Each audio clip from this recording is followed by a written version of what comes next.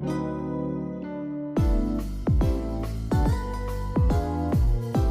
it going, guys? Today we're going to be making a nice little Alfredo sauce. This recipe is really simple because it uses no heavy cream.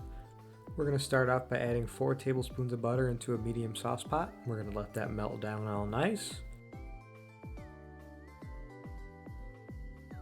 And then once that's melted down, we're going to add in 3 tablespoons of flour to make a nice roux.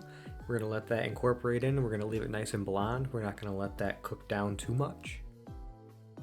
And now we're going to add in about a teaspoon of salt. And then about a half a teaspoon of black pepper, just for a little bit to it.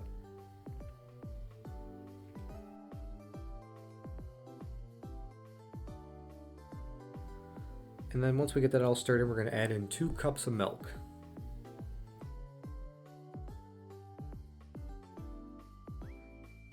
And we're going to get that all stirred up nice. We're going to let it all mixed in, and then right when it starts to thicken, we're going to add in about half to 2/3 cup of grated Parmesan cheese. I'm using, Parmigiano Reggiano, but you can just use regular grated Parm, whatever you want, just as long as it mixes in nice. We're gonna want to leave it on about medium low for about the next 10-12 minutes, just so it gets nice and thick to the consistency you want.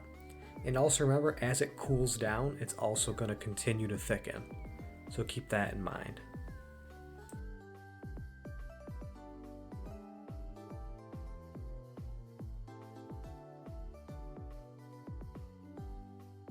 And here we go, a nice little Alfredo sauce without any heavy cream or half and half.